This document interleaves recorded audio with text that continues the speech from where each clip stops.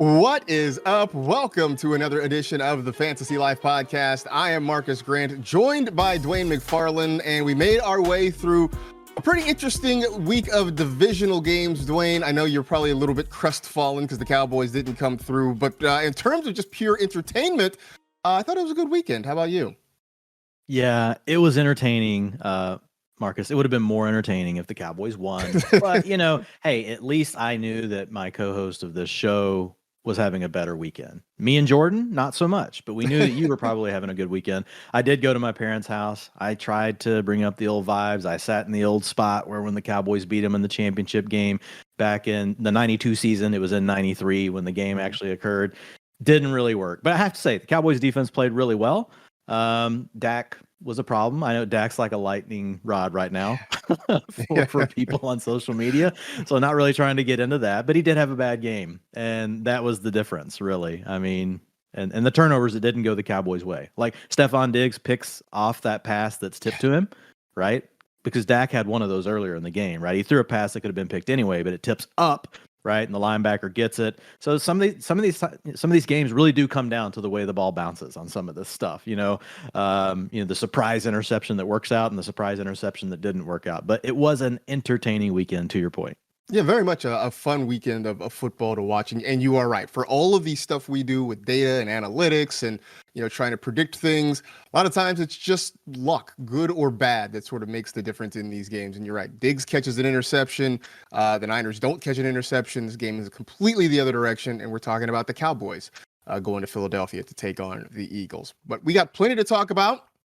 We will dive into the power rankings and sort of recap what happened last weekend and look forward to what could happen a little bit next weekend, though we will have a show later on in the week, of course, plus the utilization report, taking a look at how guys were used in the games that were played over the weekend as well. But let's start with the news that sort of broke the football internet, if you will, on Tuesday, and that is that Aaron Rodgers is on the trading block. He has a no-trade clause in his contract. So here we are, Dwayne. Last year at this time, we were sort of wondering, what is the future for Aaron Rodgers and Tom Brady? Will those guys be back? Will they be back with their respective teams? And here we are, fast forward 12 months later, and we are still sort of asking, what's the future for Tom Brady and Aaron Rodgers? For Brady, we know he's still sort of trying to figure out what his life is going to be and if he comes back for another season. With Aaron Rodgers, I don't know if he has any trips to South America planned for any sort of psychedelic self-reflection, but it looks more and more like he may not be the head or the starting quarterback for the Green Bay Packers next season. Yeah, I mean, and at a macro view, just thinking about what's going on with quarterback right now, you've got potentially Tom Brady on the market, and he said, "Look, I need time. I don't know what I'm doing yet." My guess is Brady's playing, but he's taking a break, like as he should, right? You got to take some time to reflect after you get through a long season like what they've been through, because you know how this thing is. We have it on a smaller scale, Marcus, but when we're in season and churning out content versus the off season schedule, right? And it's nice to get that nice little come up for a little bit of air before you dive in, even to like the heavy off season research. And so, like for the players, it's like more amplified than that. They have lived and breathed football for 25 weeks basically now, going back to training camp or whatever it is, and it's an intense grind for them. And so I don't blame a guy like Brady wanting to take a little bit of time. But now if you look at it, Brady potentially available, Rodgers on the trading block, poor Derek Carr, like he's sitting in the third seat now, even though he's the youngest. Like most teams are going to probably prefer Brady or Rodgers, and I think Rodgers would be the number one preference. A little bit younger than Brady, still has an absolute cannon, more mobility in the pocket. I think he can do more in today's NFL offense. We've talked about these pocket passers being a little bit more limited if you don't have completely elite options around you. So yeah, really kind of interested here to talk about where Rodgers could land and what that might mean fantasy wise for some of these players on those rosters. So let's pick a few potential spots. We can exclude the NFC because the Packers have said they are not trading him within the conference. So, any 49er don't blame fans, them. right, I don't blame them at all. Like, so any 49er fans that, that thought he might have a chance to come to the Bay Area, any maybe Seahawks fans in case they felt like the Geno Smith experience can't be replicated from this past year, your dreams have been dashed at this point. So looking at the AFC, the first one on our list here, The New York Jetropolitans, we know they've got the playmakers at wide receiver. They've got some really interesting pieces in the backfield. It was quarterback that sort of held this team back last year. You plug Aaron Rodgers into the mix there. Are they good enough to win the AFC East? I think they're a playoff team for sure. Could they be good enough to win the AFC East with Aaron Rodgers? AFC East is tough because you've got the Bills, right? And you've got Josh Allen, one of the top 3 quarterbacks in the league. However, Rodgers in a good year could put himself into that top 3 conversation.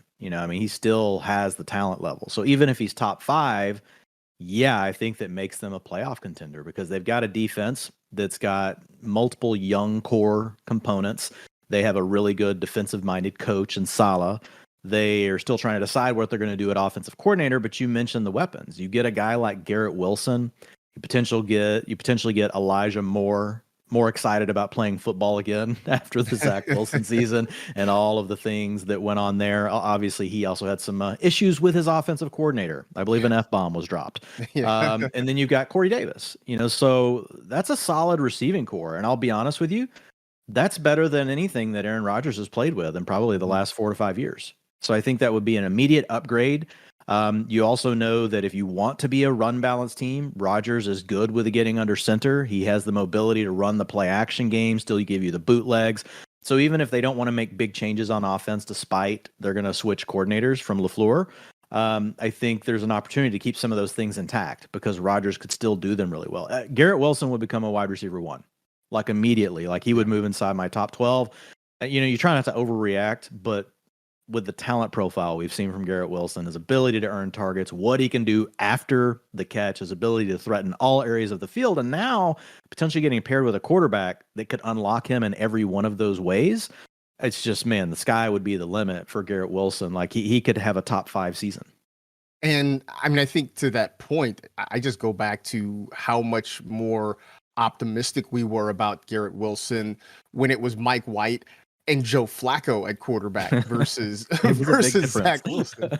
Right. So if we're that fired up about Mike White being the quarterback and instead we're upgrading to Aaron Rodgers, I don't think it's an overreaction to say Garrett Wilson looks like a wide receiver 1 there in New York. You mentioned Derek Carr. We know that his time is over with the Las Vegas Raiders. They benched him for the final 2 games of the season. I'm going to go out on a limb and say that Jarrett Stidham is not the future for the Raiders offense. Look, I know Raider fans would certainly love and welcome a guy like Aaron Rodgers. Plus, you get the Devontae Adams reunion again. Yeah, it was a big deal that he played with his college quarterback this past year in Vegas, but somehow I feel like a Rodgers-Adams reunion in Vegas would be sort of akin to when we had the Brady-Gronk reunion there in Tampa Bay. I mean, that just feels like great things. Yeah, and for Adams, like it's hard to point to anywhere higher than where he just was. Like he didn't really fall off with Derek Carr, right? He remained an elite target earner, but knowing that we would get someone like Rodgers versus Stidham versus a rookie would really help keep our confidence, for Adams intact. I think the big winners would be potentially Waller and Renfrow because a player like Aaron Rodgers has the ability to support multiple high-end fantasy options. A little bit tougher for Derek Carr. He can support 1 or 2, but harder for him to support 3. And that's where I think Rodgers could really make a difference on this squad.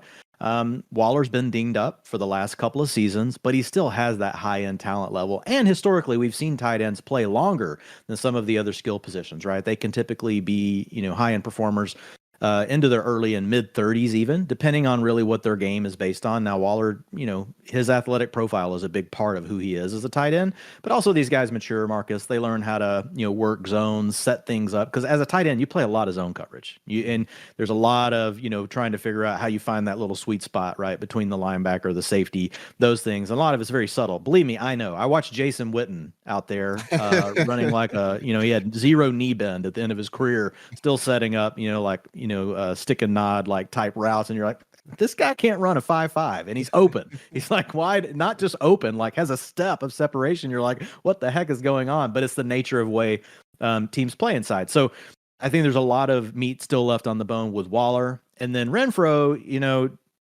we had a little bit higher hopes for him this year. It would just really depend, like how often do they keep him on the field. The big knock for him was he lost the Julian Edelman, guys like that in the past, Wes Welker, even Danny Amendola in the Josh McDaniels scheme have been able to stay on the field in 2 wide receiver sets, where this year Mac Hollins took over. But I think it would be a definite bump up for Adams, for Waller. Renfro would be more of a maybe.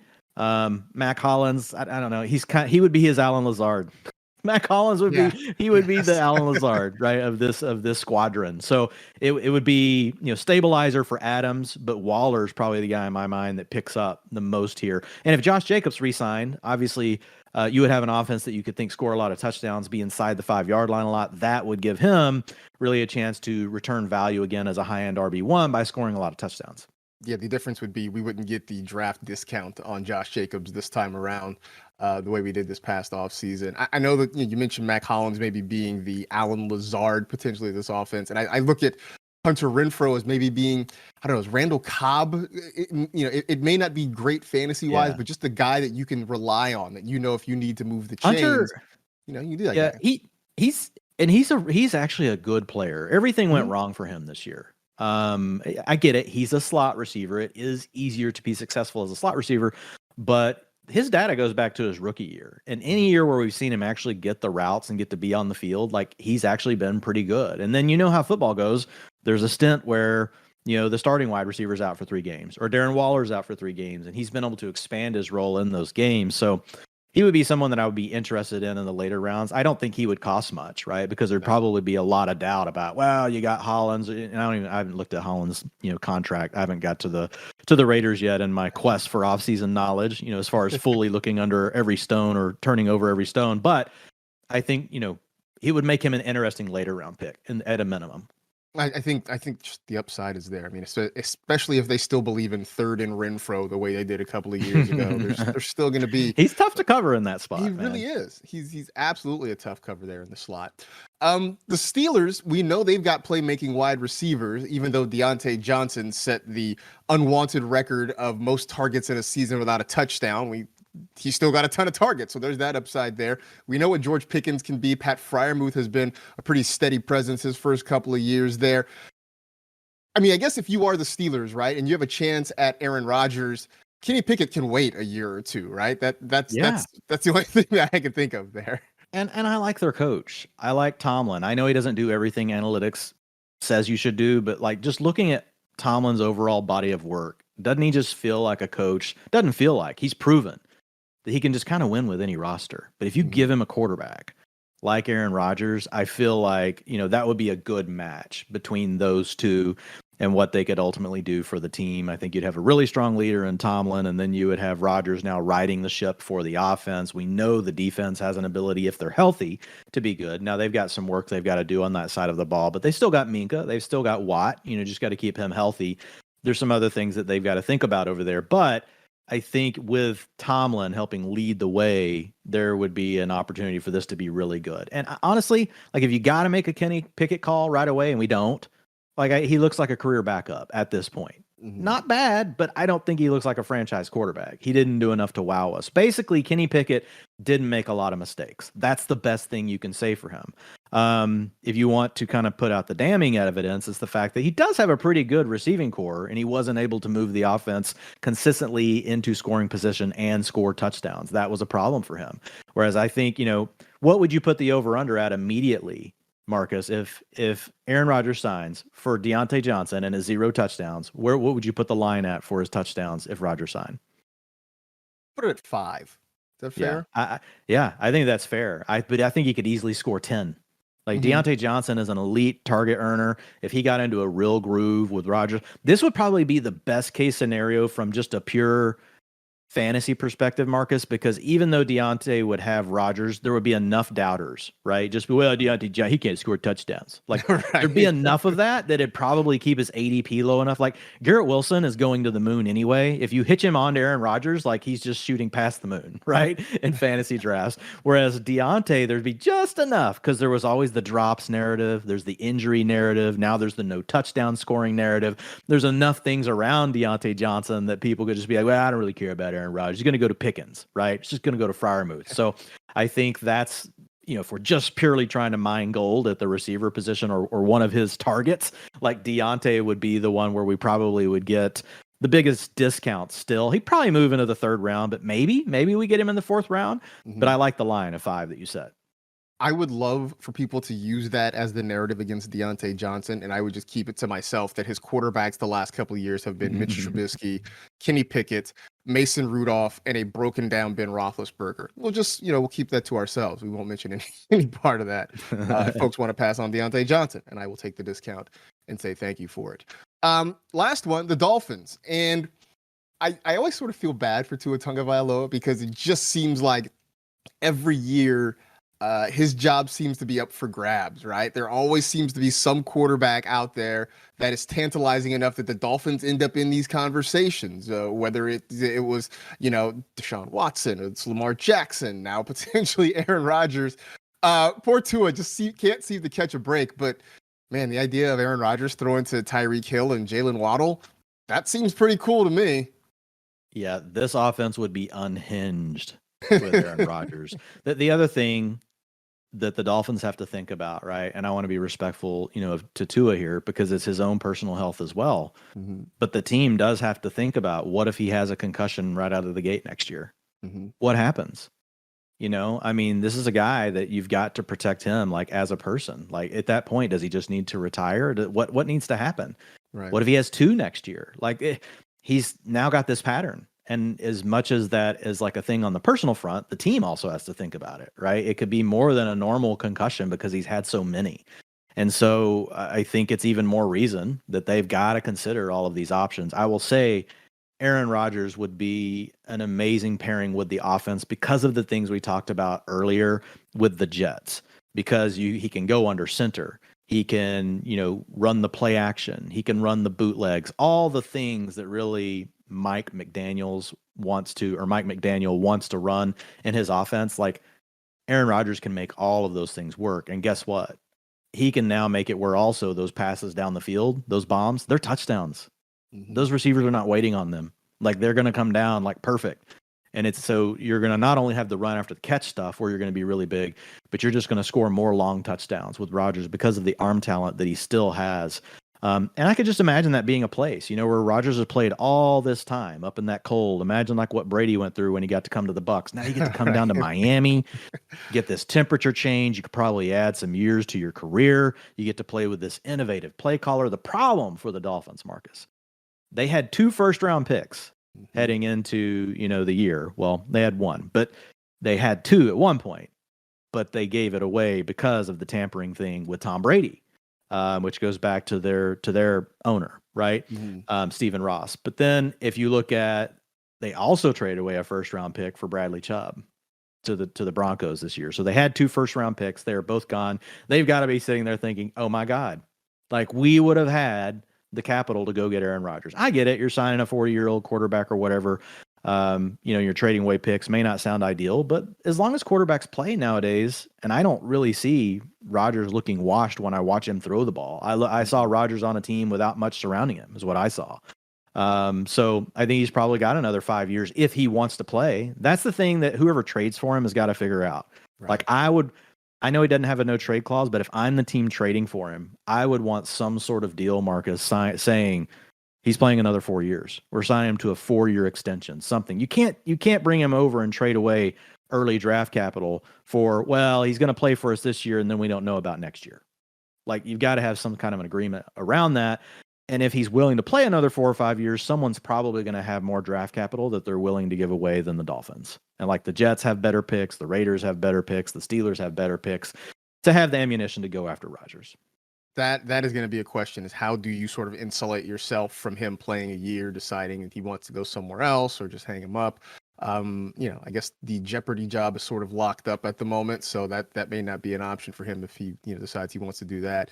The other part that's going to be interesting is that the reports right now are that the Packers want multiple first-round picks for Aaron Rodgers. Yeah. I'm curious to see if the market is willing to sort of bear that out for a guy who, as you mentioned, just turned 39 a couple of months ago, will be 40 before the end of next season, and how much more he has left or how much more interest he has in playing, I think remains to be seen. But I get it. If you're the Packers, ask for the moon.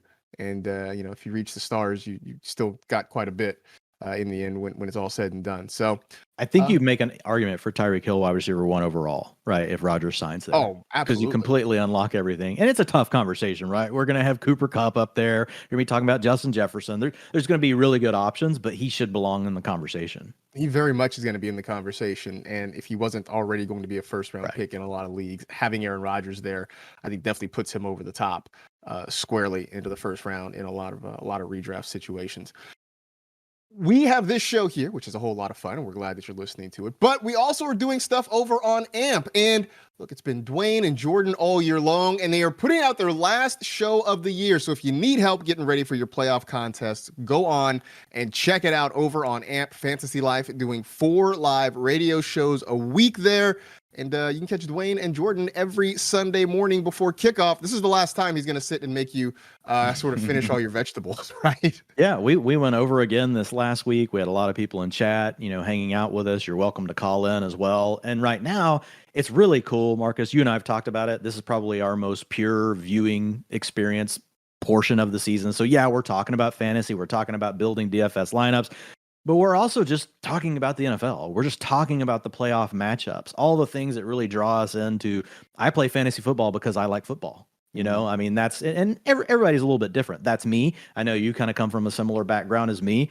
So I've really enjoyed it over the last couple of weeks because as we've had less teams to talk about, we've got to spend more time, right, on the teams we are discussing and just have more of that back and forth. But of course, you'll get the actionable information you want. We talk about all of the bets that we would be telling from, our game hub over at Fantasy Life, which folks can go check out over at fantasylife.com. And it is free, has everything you want in one spot.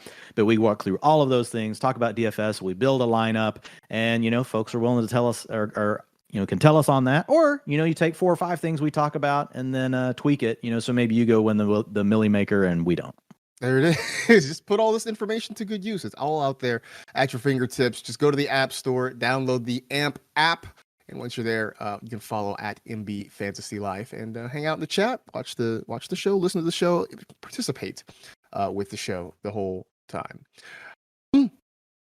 Let's take a look at the power rankings. We've been talking about this the last few weeks. You can find the power rankings at fantasylife.com/power-rankings. Not just power rankings. You got to put the dash in there so you get to where you're going. And we are down to 4 teams. We got the Niners, the Eagles, the Chiefs, and the Bengals all playing for the right to go to the Super Bowl. And Dwain, just in case folks have not been following along with us the last couple of weeks, 1, where you been? 2, welcome. But a quick rundown of exactly how the power rankings work. Yeah, so I mean, the quickest way to explain it is it really accounts for your strength of schedule. If you beat other really good teams that rank higher than you based on your points scored in the season, your point differential, and your wins, those 3 things we combine together, we create an average across them, and every team gets a rank. And so if you are lower across those 3 things and you beat a team, your opponent is ranked higher, you actually get more points. If you just beat a team that you should beat, so if you are, let's talk about the Kansas City Chiefs and you're late in the season and you beat the Broncos, right, that are a major losing team, well, the most you can really get out of that is 5 points unless you really drum them. If you really drum them, you beat them by 14 or more, you can score 7 points. That's your max. However, if you are the Broncos and you come in and you beat the Chiefs, and let's say you beat them by 14 points somehow, like you would score 10 points in the model. So it's just really set up to account for strength of schedule, to give you more points for winning big games, less points for winning the games that you should win. And that ultimately helps us just account for all the little nuances that it's not perfect, right? But it's tough. You know how how context can like just explode, like when you're trying to talk about all the different variables that are going. And that's what I love about the model. I have some things I disagree with on the model this week, so I'm ready to jump in. All right, let's jump in. So I'll just the quick rundown. The Niners are at 1, the Eagles at 2, the Chiefs at 3, the Bengals at 4. Now, look, it's going to be hard to rank these teams, right? Because you only got 4 of them left. All 4 are very good teams. That's why they were able to make it this far. The one that maybe jumps out at me is the Chiefs at 3, and that's only because we don't know what the status of Patrick Mahomes is going to be. The Chiefs are saying that he's fine, he's going through rehab, and that he plans to play, and that's cool. And look, Patrick Mahomes on most weeks, 85% of Patrick Mahomes is better than 100% of most other quarterbacks. this is not just a regular week. And so I know that the model doesn't always take into account injuries and that sort of thing. But man, a Chiefs team without a healthy Patrick Mahomes, to me, they're 4 out of 4 in this group.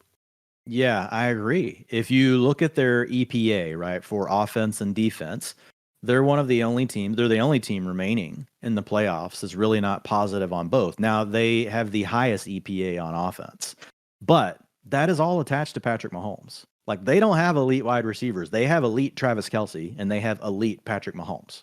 But outside of that, everything else, they're really manufacturing. Now, not Mecole Hardman, Kadarius Toney's playing really well, but it's not like he's out there every play. I mean, he's still only out there 30% of the time. So the big thing that Mahomes gives you is when he can move around, when he can buy time, he can still hit you for the big plays. He can break down the defense. He can pick up first downs running the ball. You're going to now play against the Bengals, a little bit different than the Jaguars, who have elite options surrounding Joe Burrow, and they can really put the pressure on your team to need to score a lot of points. We did not see the Chiefs get put into that position last week. They still led the game almost by 4+ points almost the whole time. So they were in a really good spot as far as the way the game script worked out. It was either close or they were leading. I think the Bengals will have a chance, Marcus, to really put Kansas City in a trailing position to where you're going to need Patrick Mahomes to do all those things that the Chiefs need to make their offense work. So I agree with you. The other area, now again, these are all really tight. So if we take their average ELO per game, and ELO is really, back to the explanation I gave earlier, it's named after a guy that invented this for chess, right? And we apply it to all these different sports, football being one of them. But if you take the average, these teams are all really close. The 49ers are in first place at 5.11. The Eagles are at 5.00. And then you have the Chiefs right behind that at 4.94 and the Bengals at 4.89. What's interesting is if you were to go back and look at the teams that were eliminated, they broke away from what we saw with these 4 teams. They were all lower. So the model, even though we may not always agree with the exact order of the 4 or the 8 that were remaining, overall has done a pretty good job of saying who the best teams are, and they've been advancing. So I have to give the model credit on that end. The other area that I do disagree with, though, I would put the Eagles over the 49ers just because Jalen Hurts, in my opinion, is Brock Purdy's great. He's doing a good job. We don't know if he's going to be great. He's playing great right now, right? He didn't turn the ball over this weekend. That's all he had to do against the Cowboys to win because the way that game turned out. But you're going to give me Jalen Hurts. You're going to give me the Eagles aren't quite as good on defense as the 49ers. But I think overall, like when I look at the Eagles team, I would rank them first, right? Over the 49ers. I would rank I would honestly rank the Bengals second. I would rank the 49ers third, and I would rank the Chiefs fourth. But again, they are all really, really close. And so it makes it tough. And again, the model's been really good at projecting the top teams that should move on each week. I think you're talking about less than a quarter of a point separating 1 from 4, which tells you how closely bunched they are together. I looked at that too, and I was surprised to see the Niners at 1. I feel like that is by virtue of they beat a tougher team than the Eagles did. That's exactly what happened. They beat the Cowboys instead of just thumping the Giants the way the Eagles did. And they covered the 7, right? So the Eagles thumped the Giants, and so they got their 7 points.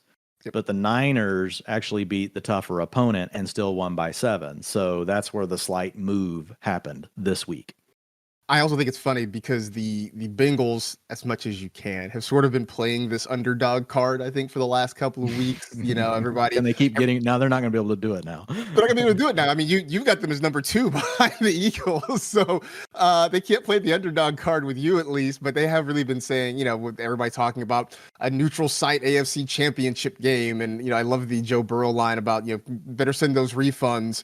For all the folks who bought tickets there and that sort of thing. They don't get that with Dwayne. They can't play that card. Well, and Vegas is flipping on them, right? The line opened yesterday with the 49ers. The Chiefs as favorites. By the time I look at the lines when I was writing, it was -1. It was actually more than that. I don't know what it actually started at, but today I believe we're at +1 now for the Bengals. So now the Bengals are actually giving points to the 49ers, to the Chiefs, at Kansas City, right? So started at -1. Thank you, Jordan. So it's the Sunday night game. So super excited about it. But yeah, I think it's going to be tough. Now, maybe Mahomes can really get through the week and be in a great spot. But man, high ankle sprains a week later, I know that what other option do the Chiefs have to be than be optimistic and make the Bengals expect full scale Pat Mahomes? I don't think there's any other answer that Andy Reid can give to the media. He can't. He can't come out on Monday and say, "Yep, looks like Chad Henne." I mean, there's just no way it would be malpractice to do anything but what he's doing and making it look at least on the surface like Patrick Mahomes is going to be ready to go this week. So we'll see. But if you want a little bit more and you want to dive into that a little bit more, you can check it out at fantasylife.com. While you're there, sign up for the newsletter in case you haven't already. And I don't know why you haven't, but it's good stuff. Be sure to go check that out and get all that in your inbox every single day. Take a look over at the utilization report, which you can also find at fantasylife.com. And let's look at some running backs here because Miles Sanders, who's had a very good year, and we always joke about him telling us not to draft him, and a lot of us listened and a lot of us wished we hadn't when it was all said and done. But for all the good things that he's done, we saw a lot of Kenneth Gainwell against the Giants over the weekend. Is that something that's concerning you? I know these are all sort of 1 week samples, right? Every week is sort of a little bit different, but a little bit of a surprise, at least to me, to see as much Kenneth Gainwell as we did. The Eagles did a couple of interesting things. I don't know if this is bye week related and they decided to make a change, but this was one of them. Kenneth Gainwell getting more opportunities. He had a season high 28% of the rushing attempts, but Zach Pascal passed Quez Watkins in route participation with 41%. Watkins was at 41% and Pascal was at 44%. And even if you look at just the first half, right before the game was out of hand, that still, it stuck. And so really they were splitting a role that used to just be Quez Watkins' role. So if you're doing some battle royales, whatever it may be over at Underdog, just that's an extra piece of information. On the running back front, I tend to think that it was really to do with the game script. Even though Kenneth Gainwell had that 28%, of the rushing attempts a season high, most of it came in the fourth quarter. He handled 69% of the rushing attempts out of the running backs, right, excluding Jalen Hurts. In the fourth quarter, he had one drive where he took 11 snaps. So they were resting Miles Sanders at the end of the game. Now, having said that, it is still a three-way rotation. Boston Scott's getting out there. Kenneth Gainwell's getting out there. Miles Sanders, if you look at him on the season, 49%, right, is his average rushing attempts per game. And you rarely see him have an opportunity to get to that 20-touch upside. And that's just something that I think just played out again, right? Because if you get the big lead, it's just another way to protect Sanders, keep the carries off of him. Do you really need to risk getting him hurt, especially in a game that you've got sewn up and you're trying to get to the next round and your ultimate goal is to get to the Super Bowl? So not too worried about Miles Sanders as far as his role changing more, but he is still in a three-way committee. He is the clear lead of that committee. But when you also have Jalen Hurts sniping carries as well, and sometimes those are inside the 5, it just leads to a highly volatile role for Miles Sanders. And we've seen it, right? We've seen him like, wow, if you didn't have Miles Sanders this weekend, like you just didn't win in fantasy football. And then you've had like another 4 weeks in a row. You're like, wow, if you started Miles Sanders, you probably never won a game in fantasy football. So he's one of these guys that can be truly polarizing because at any moment the big upside is there because of the Eagles' offensive line, his big playability. But you also know if he doesn't score the touchdowns, it can be really problematic for him. And I think he really is one of those poster cases for utilization where you look at him and you look at his talent and you think, man, this is a guy that I would love to see at some point get loaded up with touches. And the Eagles have just never done that with him. And that's been the reason that in fantasy circles, we've been so hesitant. We've kind of kept him at arm's length in a lot of ways. But this year, when he got those opportunities, he was very efficient with them. He was very productive. But as you mentioned, a lot of guys there that can take carries when Philadelphia needs them to. On the other side, Elijah Mitchell, I love you right, RB34 profile, RB2 production. How? My simplified answer is Kyle Shanahan, just because it seems like, you can give Kyle Shanahan a grab bag of running backs and he will find a way to make some of them productive. Yeah, I think that's a big component of it. Obviously, if you're going to have a role that's as small as what Mitchell has, you've got to come through on efficiency, and that's, to your point, where Shanahan comes through. But 44% of the 49ers rushing attempts in the divisional round against Dallas, that ties his season-high mark in games with Christian McCaffrey. He's accounted for 30% of the rushing attempts in said games, with CMC averaging 10.3 carries per game.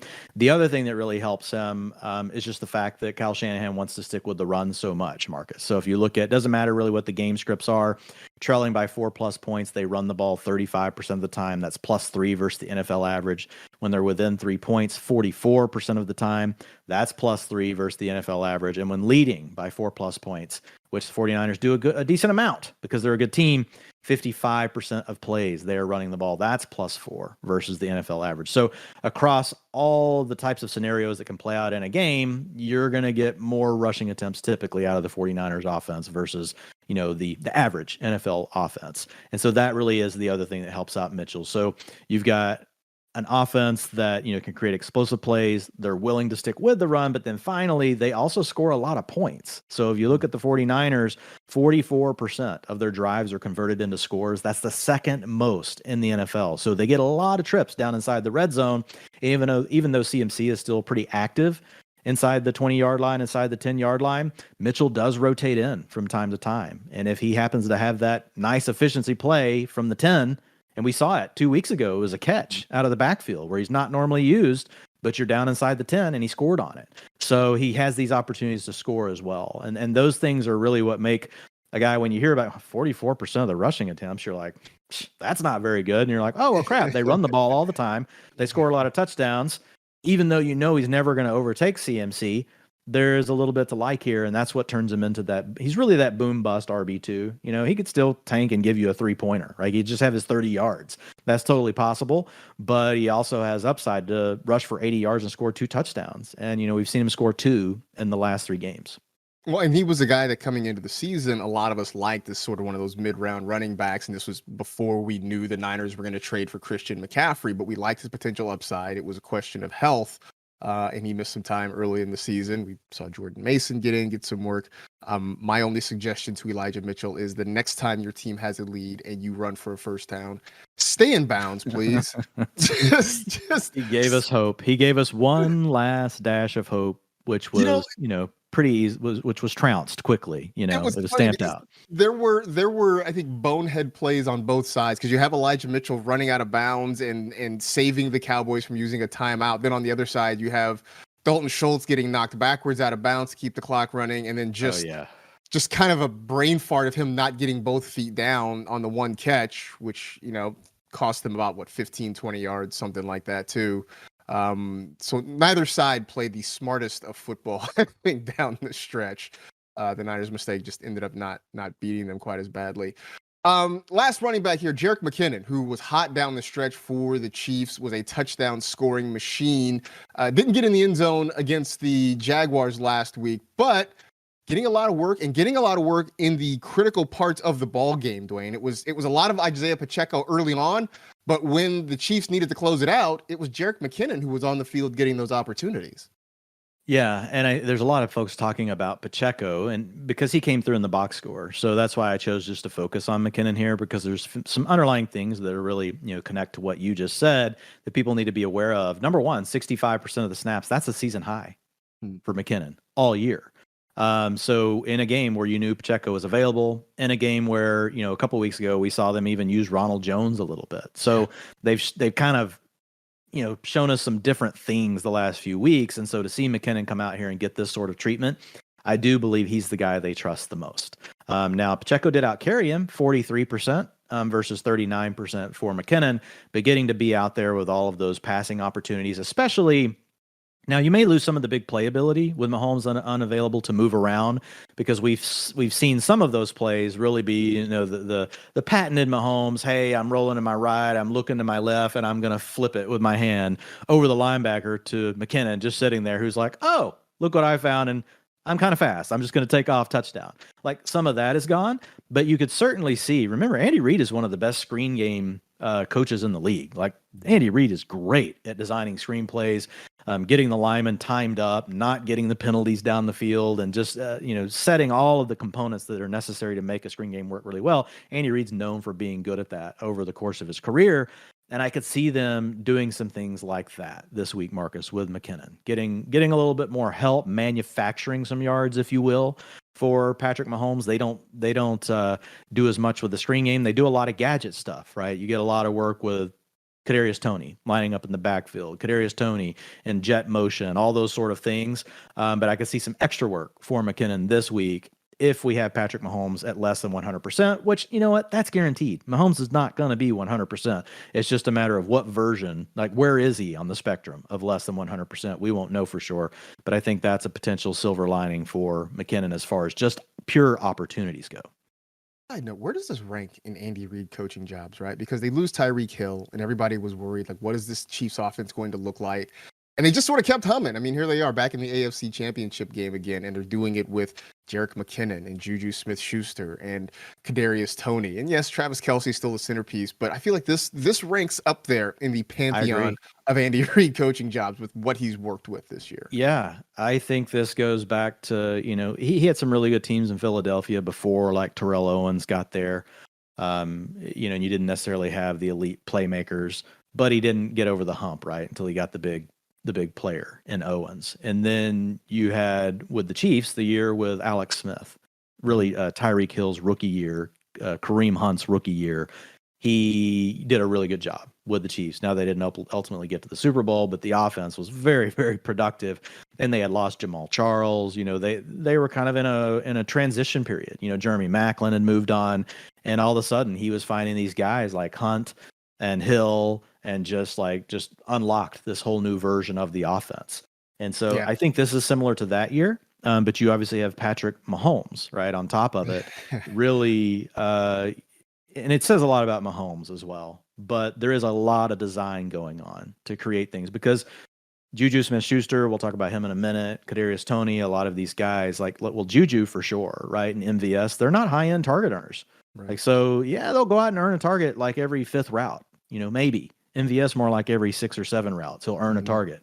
But when you look at the things they're having to do, and it's not just Kadarius Toney. They were doing this with Mecole Hardman early in the season. Also not a great target earner. So I think that this ranks up there really high because you have Kelce, and to your point, kind of a mishmash. Like McKinnon, what he's doing, what Hardman's doing, what Toney's doing on limited routes. Like, it's just they're finding different ways to piece it together. Yeah, it's been really amazing to watch. A lot of fun to kind of watch this offense operate with, you know, guys that are sort of, just as you mentioned, sort of a mishmash at this point. Let's look at wide receivers. Devonta Smith, very much not a mishmash. I mean, this is a guy who, and we keep saying, you've been saying it for weeks, right? It's not a wide receiver 1, wide receiver 2 situation in Philadelphia. It is 1A and 1B. And now it's like 1A and 1A1. Like, I don't even know, because he and AJ Brown have really sort of pulled even with one another in terms of their ability to earn targets and the looks they get and the production they're putting together. I mean, Devonta Smith has been amazing, especially late in the season and into the postseason. Yeah, man. 28% target share now for both of them. Listen to these target shares for Devonta over the last 4 games. 36%, 41%, 27%, and in the divisional playoff game, 43%. Wow. You got 3 games over 35% with AJ Brown opposite of you. Do you know how hard that is? And Dallas Goedert's been back in these games. It is really, really hard to demand a target share this high with that many other good players on your team. I mean, you don't see it. Like, honestly, you can go back through history and you just start trying to isolate down to teams where you just had 2 players over 25% target share. It's really, really hard. So you've got to be good. You've got to have a consolidated offense, and they do. It's really Smith, it's A.J. Brown, and it's Goddard. Quez Watkins, you know, doesn't get much. Zach Pascal doesn't get much. They don't throw it much to the running backs. So the whole offense is centered around these 3 players, but like what he's doing, like, this guy is really good. Probably still not getting enough credit. Like, I don't think people understand how hard it is to earn a 28% target share when there's another player on your team doing the same thing. Typically what you'll see a wide receiver 2 in that scenario, even if they're good, they're like 22, 21. So what Smith is doing, that tells you how good he is, that he's still able to, 1 out of every 3 times, basically, right now, Hurts is dropping back and going, I got to go to Devonta Smith. And that bodes really well, not just for this season, but for how good Smith is going to be over the course of his career. And just he's really fun to watch, folks. Like, if you hadn't had a chance to get to watch Smith a lot, like, just an elite separator, an elite route runner, just really understands, like, leverage points, the way to really set up a defensive back, how to find the soft spots and zones. Like, this guy really has everything. He doesn't have the game-breaking ability on run after the catch of an A.J. Brown or a Deebo Samuel, but it's good. It's still really good. And he's elite at doing the first part, which is saying, hey, I'm open. You got to throw it to me. And to think, people thought he was too skinny to succeed in the NFL. Yeah. Just weird. Yeah. I'm glad I never bought that one. Thank God I was, I've been around long enough that I saw prime Marvin Harrison. Yeah. And that guy, even though he was listed at like 190 or 200 every year, no, he probably weighed 185. But watching him protect himself as well. If you'll notice, like when you watch Smith, he doesn't take every hit if he doesn't need to. He's like, okay, I just get down here, and I'm cool with that. I'm good with that. I'm totally fine with that. I know people were like making videos making fun of Tyler Lockett for the same thing, and I'm like, that just seems like smart football to me. If I don't take a shot, why would I absolutely do that? Didn't make sense. So while Devonta Smith is on the way up on a rocket ship, T. Higgins maybe parachuting down. You've got him as a downgrade, and not a whole lot of looks lately. It's kind of been the Jamar Chase show in Cincinnati when it comes to the passing game. Any real concerns about T. Higgins? Yeah, with Higgins, we've seen guys do this in the past. What you're really looking for them to continue their ascension in year 3. So we saw CeeDee Lamb and T. Higgins very close in year 1 and 2 as far as targets per route run, yards per route run, their ability to really attack different areas of the field, all the things we want to see, for a wide receiver breakout profile. And they had solid year 1 and 2 production, but year 3 is where you want to see them maintain and hopefully take a big step forward. And again, we saw that with Lamb, but really Higgins is broken rank. Like he is kind of flattened out. In fact, he's gone down a little bit. So if you look at his targets per route run over his first 3 seasons, and I use targets per route run because it's an equalizer, right? Because people miss time, they miss plays. Target shares are still like the number one thing if you're just wanting like, hey, I'm looking to correlate things to fantasy points. The problem with just correlating targets per route run to fantasy points is you've only got half the equation. You need to then know what was their route participation. Targets per route plus route participation gives you target share. So I still like using it because it's also an equalizer if you don't have time to quickly go back and just get rid of the games where people didn't play, just so folks kind of understand. But for guys that play plenty of routes, their targets per route run is pretty sticky, just like target share is. I mean, so it's really a matter of when we look at some of the smaller samples, which we'll do in a player in a minute, with Kadarius Toney. But targets per route run over his first 3 seasons, 21%. Year 2 was up to 22%. And in year 3 right now through this last weekend, down to 19%. So it may not sound like a lot, but I'm going to give you 3 comps that we've seen that have been very similar over history. Brandon Cooks is number 1. 18% targets per route run, then to 20%, then to 18%. Now, you're looking at that and you're like, well, that's not bad. Like Brandon Cooks has been a high-end wide receiver too, and you're right. Like that's still fine. That's in T. Higgins' range of outcomes. Juju Smith-Schuster would be the next. He had an 18% in year 1. He really got us all excited in year 2, 24%. That was like a 160-plus target season. But since then, Juju has not been the same, and it all started with his year 3 when he fell to an 18% targets per route run. Now you look back over Juju's, his career, it's 18, 17, 19, 18. That's just where he's been. We had an outlier year in year 2. And then the final one would be Corey Davis. Corey Davis is, probably an underrated player, but he's not going to come out and put up wide receiver 2 performances if he doesn't have if he's not in the perfect situation or or if he has a lot of target competition, which is what we'll have to watch for with T. Higgins. But I won't name all this targets per route run, but same pattern. Year 1, nice. Year 2, better. Year 3, flat line, drop off. So those are the things to look at with Higgins. He's got one more year with the Bengals. So we'll see what happens. I don't want to say that there's just no chance that Higgins is going to go off, but if you're a dynasty player, based on the history of these things, I would be willing to move on from T. Higgins for the right price. What you would be looking for if you're going to hang on to Higgins is for him to leave Cincinnati after next year. And you would be looking for him to land on a good offense with a good quarterback that really maybe has one other weapon at max, and you don't want it to be an elite one. Then you might get the opportunity for him to move up a little bit. You'd also need him to be in a good scheme. But right now, he's really looking more like a wide receiver 3, whereas last year I looked at him as a high-end wide receiver 2, hopefully ascending into wide receiver 1 status. And that's what happens. We get these guys that both look like high-end wide receiver 2s. We saw that with Lamb and him coming into the year. One took the next step forward. We'll think of them as a wide receiver 1 next year, and that's CeeDee Lamb. One took a step back, and history tells us we probably need to go ahead and think of him more as a wide receiver 3 and he could be a wide receiver too, in the right circumstances. Amazing. Like Jamar Chase just seems to kind of suck all the oxygen out of the atmosphere there. And, But see, everybody. Devonta is a great example of showing what it can look like. So we use that, but Devonta's overcoming it.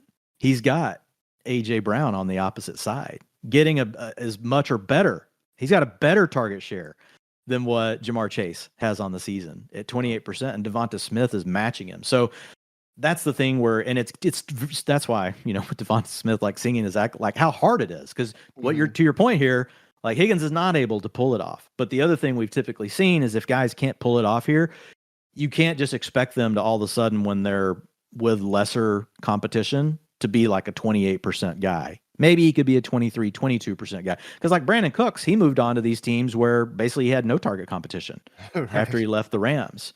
Well, it was New Orleans to start, right? Then he went to the Patriots. Then he went to the Rams.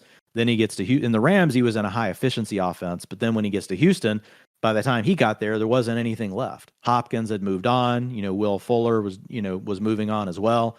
And so he got to play that first season with Deshaun Watson. And even then, like he was like 22%. He never really has been able to be that 25% kind of guy. So moving on, you mentioned a couple of Chiefs guys a few times. You mentioned Kadarius Toney. You mentioned Juju Smith-Schuster. Toney is that guy that everybody kind of holds their breath when he gets the ball in his hands because he's just so electric and can make plays, even if he's not out there a lot. Juju, who you mentioned, just kind of steady, not spectacular. He'll get a few targets. He'll make a few plays. When you look at them, I mean, how much is this is ability? How much is just the offensive system? How do you sort of evaluate these guys in that offense? Yeah, so let's start with Smith-Schuster because we just got through talking about comps, right? Back to T. Higgins. I think at this point, Smith-Schuster he is what he is. He's an 18 to 19% targets per route guy. If he gets into a role where he gets to play 95% of the time with a really good quarterback like Mahomes, we're going to get games like what we've seen this year. We'll get the spikes, but you're also going to get the lows because he's not really doing a lot extra to make Mahomes want to go to him all the time.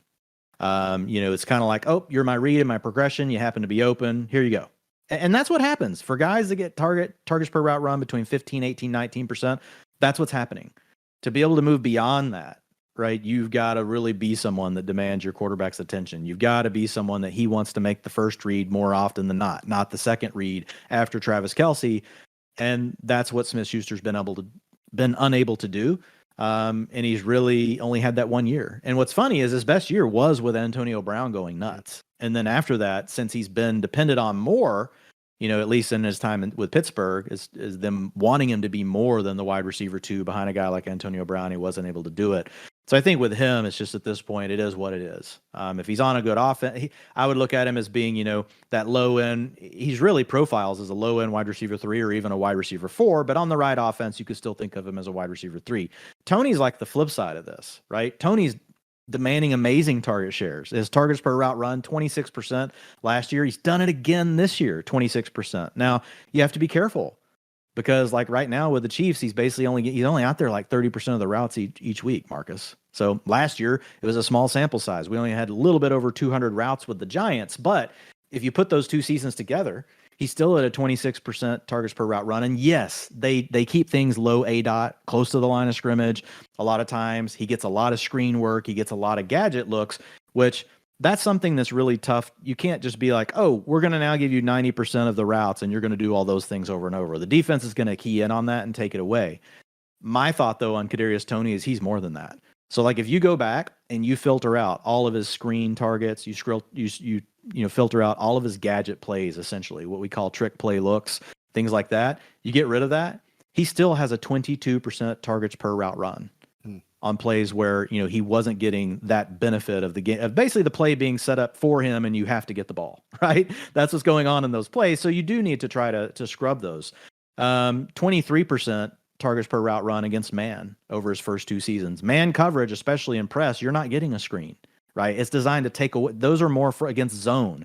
And that brings me to a potential comp people need to remember, and it's Deebo Samuel. I remember 3 seasons ago, everybody like, man, you can't take Deebo Samuel. ADOT's too low. He can't live off that. Next year he comes out and he's a top 3 wide receiver in the league. Why? A couple things. Number one, he's really good. And he's not earning 30% targets if he's not in, number two, a scheme that's willing to set him up like Kyle Shanahan. In most schemes, Debo's a 20% target earner. But because he's in a really smart scheme that knows what he can do well in an offense that wants to set plays up for him sequentially, they want to make things look one way, really to set everything up for him on like a play 2 drives later. That's what helps him get to these 25 and 30% target shares. So I think Tony has a chance to be like that. Tony's also getting used more in the run game. Now, he's not as thick down low like as Debo. Like if you look at just his thighs, his quads, his glutes, all that, like Debo looks like a running back. Tony doesn't.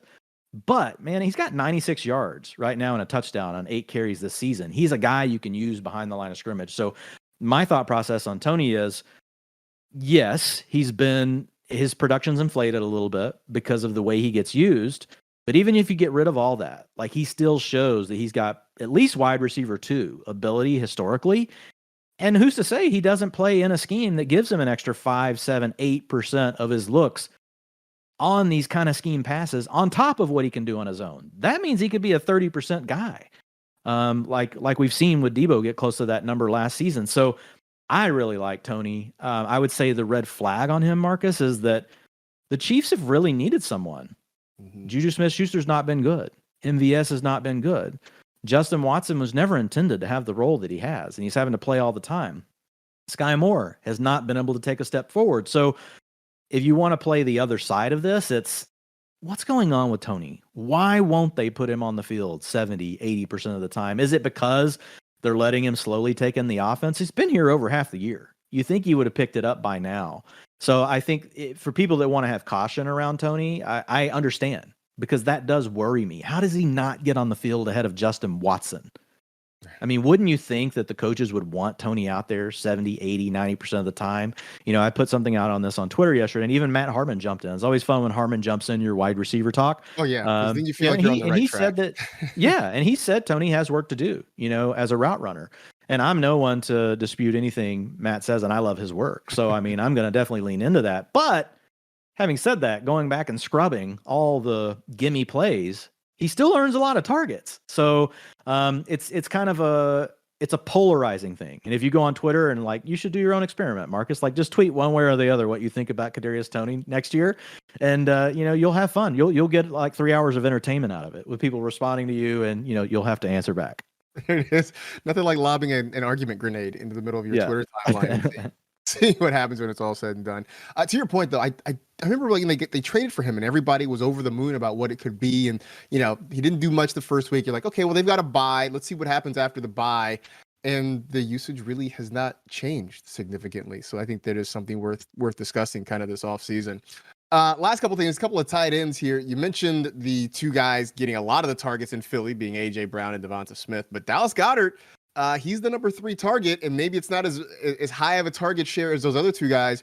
But Dwayne, for tight ends, he's still eating pretty healthily there in Philly. Yeah, and the key thing for him is we know he's a talented player, number 1. Number 2, he's over 85% route participation in each game since he's been back from the injury. And then over the last 3 games, his target shares are 19%, 23%, and 22%. If you go back historically, number 1, we've seen Goddard do this and put up these sort of numbers. So it's not just a flash for him. But number 2, if you see a tight end that's on the field for 85% plus, really the number is 80% that I use when I look at this, and they get a 20% targets per route run or higher, which Goddard is over that as well.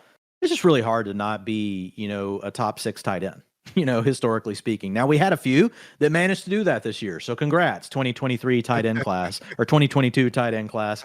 You guys managed to, you know, kind of break some rules, and we'll have to reevaluate some of them over the off season. But the percentages are still going to be really high. It was like 93% before. Now it's going to be like 88% of the time. So Goddard's just, you know, good player, good situation. It's hard for him to just blow up because, well, you got AJ Brown and you got Devonta Smith. Right.